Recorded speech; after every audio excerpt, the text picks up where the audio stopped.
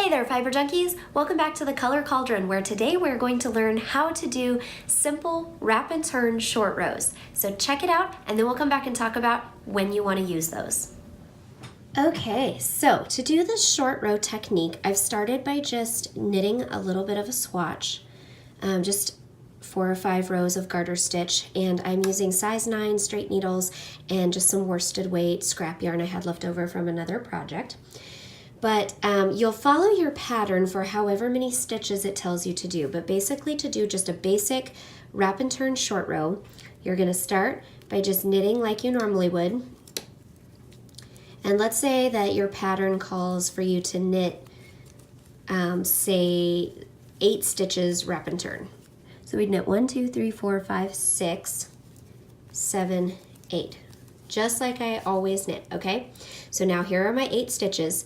The next stitch is going to be my wrap and turn. So to wrap and turn, you are going to slip the next stitch purlwise to your needle without working it. Take your working yarn, wrap it around the stitch. Do you see how that goes around the base of the stitch? Then you are going to slip that same stitch back to your left-hand needle, okay?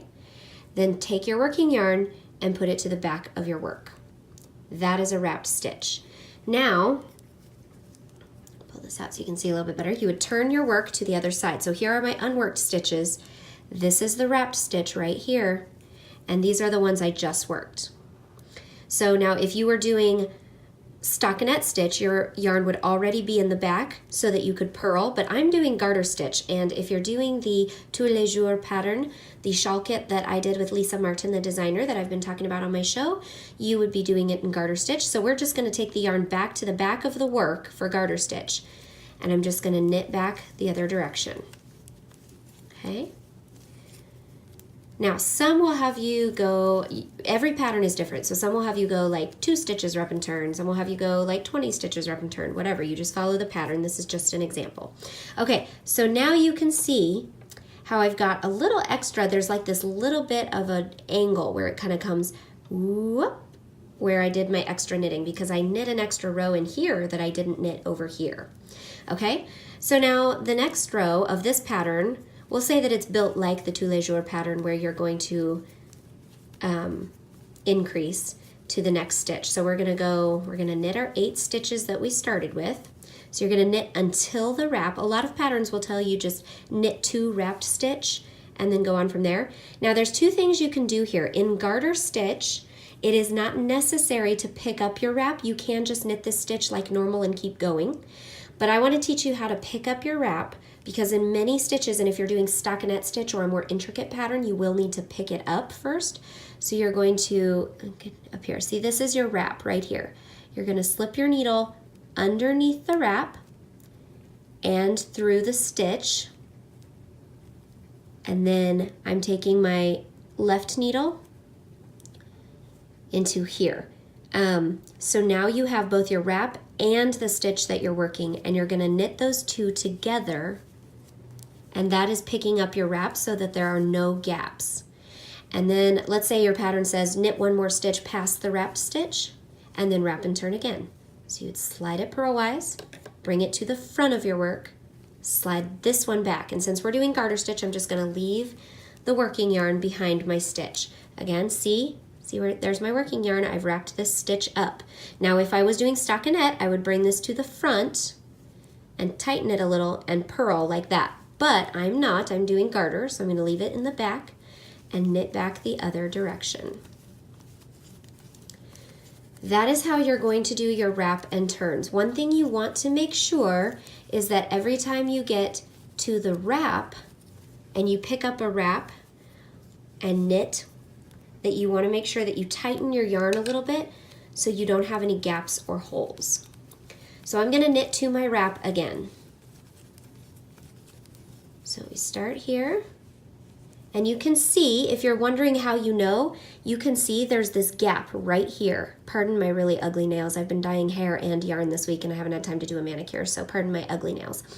But here's my little gap right here. That's how you know there is your wrapped stitch. And you can see this wrap right here, it kind of like snugs this stitch up next to the next one. It pulls it away from these stitches and towards these stitches. So that's how you know that's where your wrap is. So you knit to the wrap. Okay, there's my wrapped stitch. Do you see it? You're gonna go underneath the wrap. And this time I'm just gonna try putting it on my needle, because you can do it either way, the way I showed you before, or just slip this onto the needle. This is a little bit easier. Then slide it like you're knitting those two strands together, and then knit the two together, and there's your wrapped stitch all picked up. Then you're gonna knit one more, wrap and turn. Okay? And then if you look at it again, look how we're creating this nice little wedge. See? So this is really helpful if you want one end to be flared or you want to create like a wedge shape on this end. Now when you do a sock pattern, if you're doing short rows for a sock heel, usually what you'll do is you'll knit a few stitches, wrap and turn, knit back just a couple, wrap and turn, and you'll wrap and turn in both directions to create that little pocket for your heel. But on this one, we're just doing flat so you can get the technique. This is a really good swatch project to practice on. It's really easy. I just cast on 45 stitches, but you wouldn't even need to do that many. And then I started with 8 stitches, wrap and turn. Then I knit to the wrap, 1 past, wrap and turn, knit back. Then knit to my wrap again, 1 past, wrap and turn, knit back. And I'm just gonna keep doing that until I feel like I have a good solid wedge. If I was you, I would do that all the way across your swatch if this is your first time. So you have this really big wedge that then comes down to a point, and it makes kind of like a triangle. But you can see there is your gap. Now let's say that you're done. Let's say you've finished your pattern. They only have you do a few, or you've knit across the whole swatch or whatever, and you're done with your short rows. How do you get back to knitting straight? You know the answer to this. It's so easy. You literally just knit to your wrapped stitch. Sorry, I'll try to go fast so we're not just hanging out here. But follow your pattern instructions because they may tell you to do something specific. And they will usually tell you if you should pick up your wraps or not, but it is kind of a matter of personal choice. So you knit to your wrap stitch, pick up your wrap, knit 2 together, just like we always do. Only this time I'm ready to be done with short rows. So instead of continuing to wrap and turn, I'm just gonna knit across. Just knit like normal. And now you're back to knitting straight across. You just have a flare on one end and a straight swatch on the other end. Okay, so I hope that technique helps you get a feel for wrapping and turning.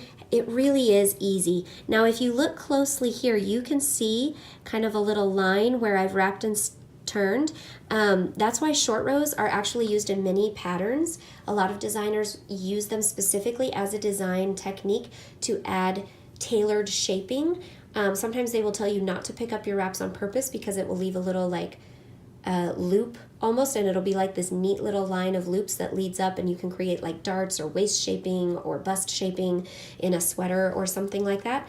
But even when you pick them up, like this is a really, I did a nice job, y'all. I picked up some really nice wraps and got them nice and tight so you don't see any gaps here, but it still kind of gives you that visual line. If you just look at it from a distance, you don't really see it. It just flares nicely, so it's kind of an invisible one. But if you get up close and look at it, you can see this really neat little line of stitches at even intervals, and it's just really pretty.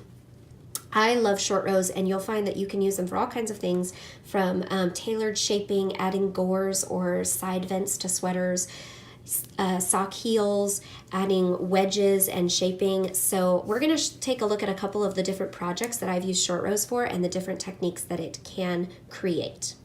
Okay, so welcome back to the Color Cauldron. As I mentioned before, I love to do those technique videos first so that if you're really just trying to find the technique quickly and you just need to reference it or rewatch the video, it's really easy to find and you don't have to sit through all of my explanation. But now let's talk a little bit about when you would want to use those short rows and what are the different types of short rows. If you're a new viewer, welcome, welcome. My name is Johanna. I'm the owner and dyer behind Potion Yarns and the host of this podcast. And if you're a returning viewer, thank you so much for joining me again.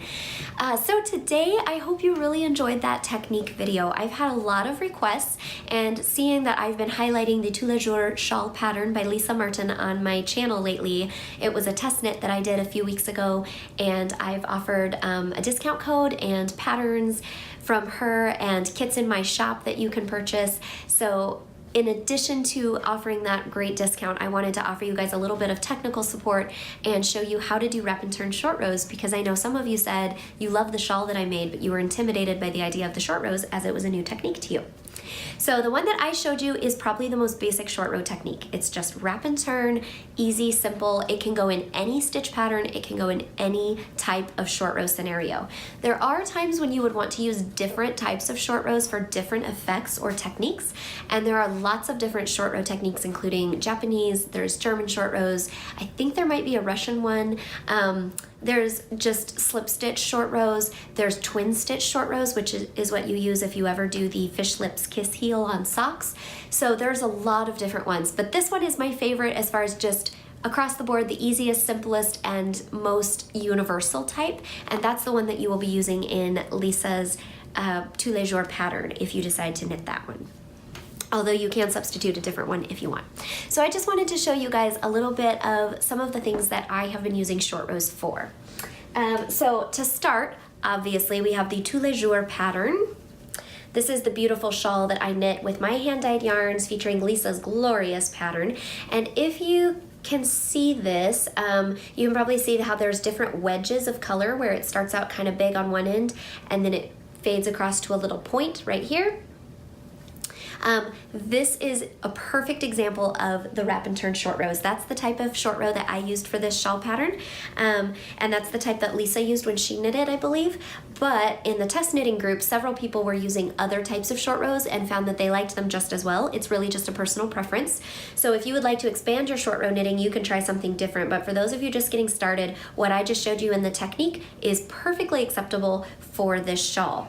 Now, because it is knit and garter stitch, I did not pick up my wraps like I just showed you in the video. I tried it that way. I actually started out with picking up my wraps, and because this is knit on size 8 needles with fingering weight yarns, it's such a loose gauge that my personal knitting gauge was very sloppy and loose. I think some people were able to do it where it looked very clean and neat and pretty, but mine felt very sloppy and there were these loops of yarn just hanging out. So I ripped it out and I went back and did it where I did not pick up the wraps as Lisa suggested, and I just left the wrap, and you really can't even see it in the final pattern because the garter stitch is so pebbly and textured anyways. You don't even see those extra little wraps at the base of the stitch, and it just made it a lot easier for me to not have to worry about big loops. So you can do whatever you want, but try it a couple different ways and see what works best for your gauge and your yarns and what you feel comfortable with. So that was the first pattern I wanted to show you. There's a couple other patterns I've used this technique for recently. Last summer, I knit the Exploration Station by Stephen West. I did it twice because I loved it so much, but this was my first version. And in addition to some 2-color brioche that we had down here, this shawl uses a lot of short rows. If you can see at the top here, all these little sections, you use a lot of short rows for that. And that's what creates the kind of swooshes that come. You get a swoosh of color in this way, and then a swoosh of color in this way, and then this way. This is hands down so far my favorite shawl pattern I've ever knit, and that's saying a lot because I've knit a ton of shawls.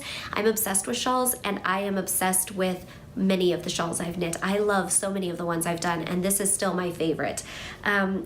It's also notable that I knit it twice in a row. Like immediately after I cast this one off, I already had colors caked up and ready to go, and I immediately cast on a second one, which I not only did not give away and kept for myself, but continued to wear both of these. Like one day I'd wear this one and then the next day the other one for quite some time last summer. It was a little ridiculous. So I highly recommend the Exploration Station pattern. It's not super simple. If you're new to short rows, I would suggest maybe starting with Lisa's Tous les Jours because the garter stitch makes it much easier where the short row technique is the focus, but you don't have to worry about stitch patterns. In Stephen's pattern, you do a lot of garter stitch for the short rows, so it really isn't any harder, but some of the sections down here with the little eyelet holes and the brioche and slip stitches down at the bottom, these are a little bit more, and there's some lace down at the very bottom, those are a little bit more advanced techniques. So if you're feeling overwhelmed, I would start with Lisa's, but if you're feeling adventurous, you can totally do this one. It's really not that tricky, and the brioche is very simple. It's just straight brioche. There's no like lace or shaping or anything in the brioche. It's just straight brioche. So I think you could do it, but I highly recommend that pattern as well. I loved how you could see the swooshes of color and how it gets really, really skinny on each end. And then you have a nice wide section. I really loved that because I thought it really demonstrated the cool shapes you can make with short rows. And then another pattern I recently featured on this podcast was the Hold Sway Sweater by Raylon Finch. And it's a little hard to see when it's not on, but if you notice the hem of this sweater, it has this back section that swings down. So the back hem kind of comes down in a like gentle curve, and then it U's up into the front, and then you have these nice little points in the front.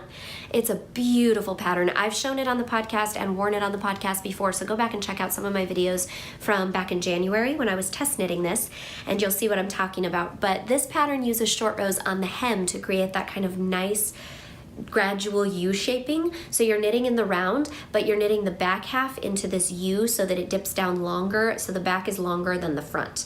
It's kind of an asymmetrical hem, and asymmetric hems are an excellent way to use short rows when you're working on garments, and one of my favorite easy little techniques you can add in to make a garment just look extra tailored and extra couture and very fancy and handmade and just really beautiful. Just those little details like asymmetric hems and little points and pretty little darts on the waist shaping and things are what take a garment from just, okay, a crafty sweater to an amazing work of art, a really high fashion piece of art that you want to wear.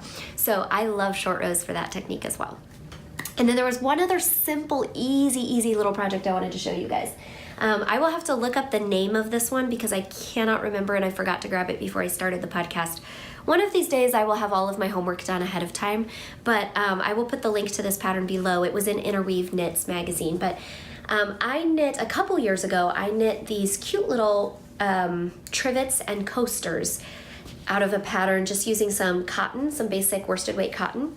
And all of these, you start with a center that you knit, and then you create these wedges on the side using short rows. So you start out here, just like in my video, you start out here and you knit across and have a short row that you wrap and turn, come back, and you create a wide edge that then comes down to a point into the center, and then you keep going all the way around and it creates a circle. So this is a cute little pot holder or a trivet. I like to set my teapot on it, and then you make all these little matching coasters, which are so cute. Same idea, but just smaller. But you're using short rows every single time again to create those wedges that then meet in the center. So I thought this is a really easy, simple way because it's all garter stitch, and it's a little bit more intricate than the swatch I was showing you because you have to create this circle in the round first, but it's really not difficult. The pattern is super easy and very clear, well written, and it doesn't take a lot of yarn, and you can just get the cheap cotton. I just got some cheap cotton from Hobby Lobby, and I just loved the colors that it had, these kind of like retro fun pink and aqua and white colors, and so I created this little set, and it knit up so fast. But that's another great easy project if you're wanting to practice your short rows and it's a new technique for you. So I'll put a link to that pattern below so you can find it. And that's pretty much all I had to talk to you guys about today was just short rows. I am wearing a hand knit hat. This is actually a very old project. I don't know if you can see it. It's really hard to see the texture because it's a very dark yarn. And I apologize, but I literally knit this hat probably 8 years ago, and I do not remember what yarn I was using. It was just a single skein of something pretty from my local yarn store. But it is a fingering sock weight yarn though. And I looked up the pattern, and it's the Moss Landing Hat by Sarah Hope Parmeter. Parmeter? It looks like Parmeter, I'm not sure. But you can find that pattern in the Sock Yarn One Skein Wonders book that's edited and put together by Judith Durant. She does these one skein books that are really fun if you just have like single balls in your stash. Some of the patterns in here I find are just a little bit like, or maybe a lot, really not my style, but the sock yarn one, I felt like there was a lot of really good variety of things I liked to knit, and a lot of different styles represented in this book. But this is the very first pattern. This hat is the very first pattern in this book, called the Moss Landing Hat. Again, I'll put a link to that below. But what I like about it is it's reversible because, pardon my ugly hair, I'm wearing a hat because I didn't do my hair today. But on the outside, the way I'm wearing it today, the pearl bumps are on the outside in this little diamond pattern, but you can flip it the other direction and the pattern is less pronounced, but you can have the stockinette diamonds with the little pearls on the other side. So it's easily reversible. It's designed with the pearl bumps to go on the outside, which is how I'm wearing it. And that's the way that the pattern looks the most crisp, but you can wear it either way, so it's really fun to like shift it up. I think this hat would look really, really pretty in a lighter color yarn. I love the color I knit it in and I wear it all the time, but I do find that the stitch pattern gets obscured a little bit by how dark it is because it's kind of a small lace pattern with little pearl diamonds, and then you have like little yarn overs between them, and it's really hard to kind of see the pattern with a dark yarn. So I think this would look really great in a soft like beige or champagne, or even like a lighter pink or light lavender colored yarn, or a very soft green would really show off the texture and the stitch pattern even better than what I've done. But it's a really great hat. It's not super slouchy, but you can slouch it a little bit. It's not a really tight fitting beanie. It's kind of like a loose beanie. So you can wear it a little bit more down like a beanie if you want to wear it more like a winter hat, but I like to push mine back and have it be just a little slouchy, but it's not like really, really big and slouchy. And it takes less than a single skein of yarn. I think I used a single skein, but it was one of those half skeins that's only 50 grams and only like a little over 200 yards or something. So if you were knitting it with a regular sock weight, like one of the ones that I sell in my shop that comes with 400 yards or more, you would definitely have enough to do 2 of these hats with one skein, or a hat and a pair of fingerless mitts or something. And that book is a great resource because it has a lot of patterns. It's called One Skein Wonders, and some of them take the full skein of yarn, and some of them you really have to read the yardage requirements, because some of the skeins that are one skein are like what I would consider a mega skein or a skein and a half. And so it's like, oh, this is 600 yards of fingering weight, but most sock yarns come in around 380 to 450. So you definitely want to check the yardage requirements, but I feel like there's a lot of patterns in that book that use less than a single skein, so you could get 2 projects out of one. So you could do some short little fingerless mitts and a hat out of one skein of my sock yarn or something like that. So it's a really great book, a really good resource to use up little one skeins or leftover skeins, half skeins, etc. that you find in your shop. And you could also use minis and just create stripes or faded patterns as well for some of the projects. So that's about all I have today. I think it's time to cast off. Love you.